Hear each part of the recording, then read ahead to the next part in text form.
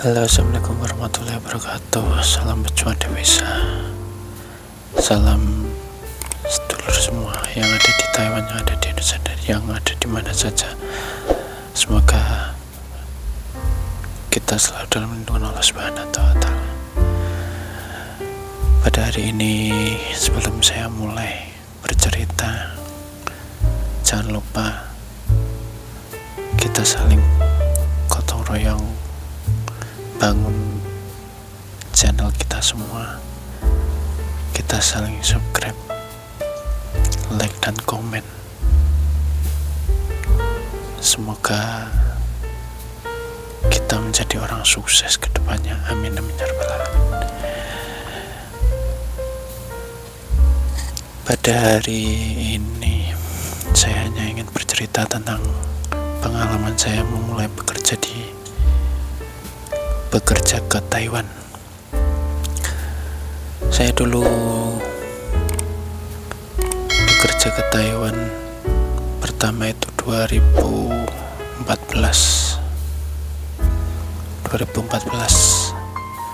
dengan bermodalkan nekat. Dulu modal saya itu hanya barang-barang seperti TV, sepeda. Saya jual semua untuk modal nekat saya ke Taiwan.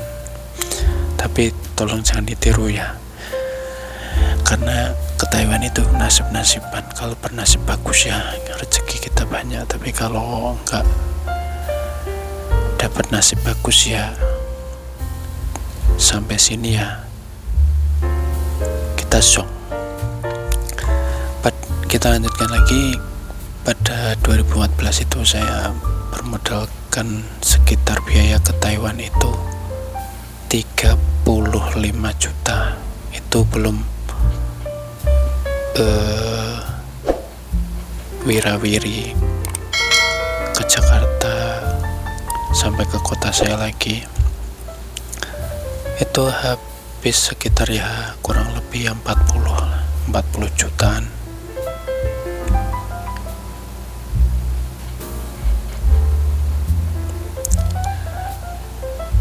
Saya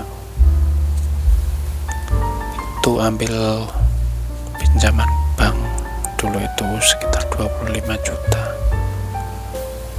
Setelah mau berangkat itu, sebelum berangkat itu saya jual sepeda waktu dulu itu Jupiter MX itu saya jual. Besok saya dipanggil ke Jakarta, sore saya dipanggil, pagi saya jual sepeda, harus laku dengan izin Allah Subhanahu wa Ta'ala ya. Alhamdulillah laku.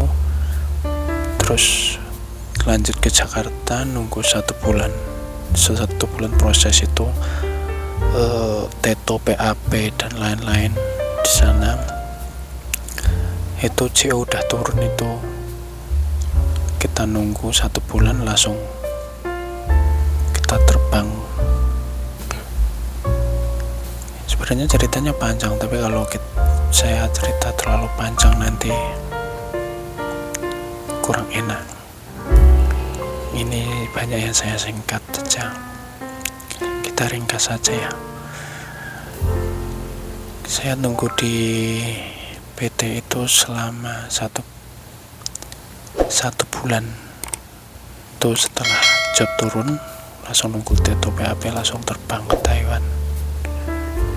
Itu masih potongan itu waktu itu 2014 itu potongan 8.000, potongan Sinatras 8.141. Itu selama 10 bulan.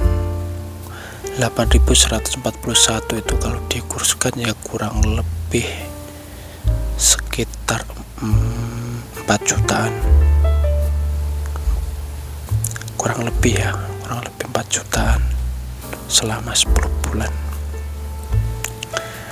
Itu selama 1 tahun itu buat setoran bank 25 juta itu masih hutang sama keluarga, masih hutang Cinatras itu, kirim hanya tinggal sedikit, paling buat nyari utang bank sama keperluan saja, paling tinggal berapa juta gitu. Itu selama 1 tahun perjuangan, makan paling makan mie, jarang keluar, jarang libur, kebanyakan kerja yang gak kenal waktu, kadang 12 jam, kadang 16 jam, kadang lembur sampai pagi. Tapi alhamdulillah 1 tahun itu, 1 tahun lebih lah, 1,5 tahun itu semua lunas. Alhamdulillah, dengan izin Allah Subhanahu wa Ta'ala semua lunas. Semua lunas. Setelah itu saya mulai kejar lagi, pokoknya lembur itu untuk bangun rumah.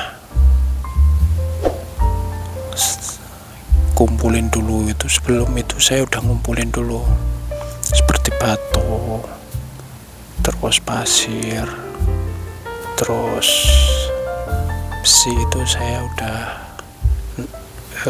naruh uang dulu di tempat yang jual besi itu. Jadi saya setelah 1,5 tahun itu lanjut ke 2 tahun, ke 3 tahun itu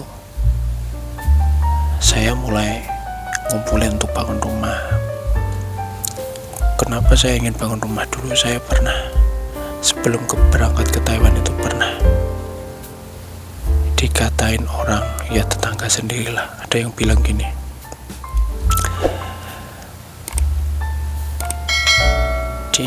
di itu bisanya apa? Paling dia tidak bisa bangun rumah.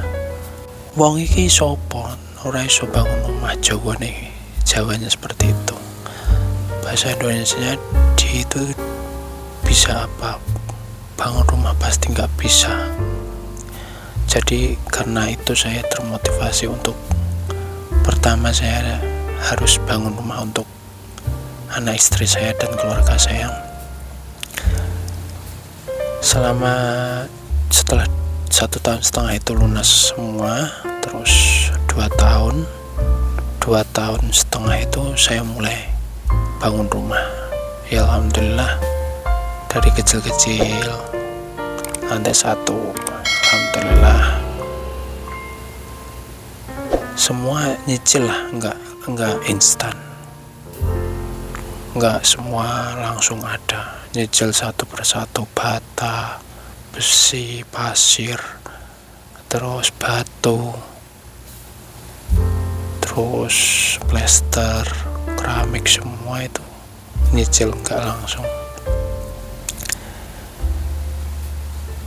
Setelah hampir finish kontrak itu alhamdulillah udah selesai rumah, alhamdulillah. Akhirnya saya putuskan untuk sebelum 3 tahun saya pulang dulu untuk istirahat, karena waktu itu saya bekerja full 12 jam, 16 jam sampai pagi, hari Minggu kerja, gak ada istirahat, kerja full. Akhirnya fisik kena, tangan kanan saya kena, terus sampai Indonesia juga akhirnya saya harus suntik. Soalnya apa, langsung drop saya berapa bulan di Indonesia, drop sakit langsung. Ya namanya nggak ada istirahat, terus di Indonesia istirahat kan ya, mesti mungkin kaget ya, langsung saya drop. Berapa bulan kemudian mulai membaik lagi. Setelah itu saya mulai usaha-usaha kecil-kecilan, mulai merintis usaha kecil lagi.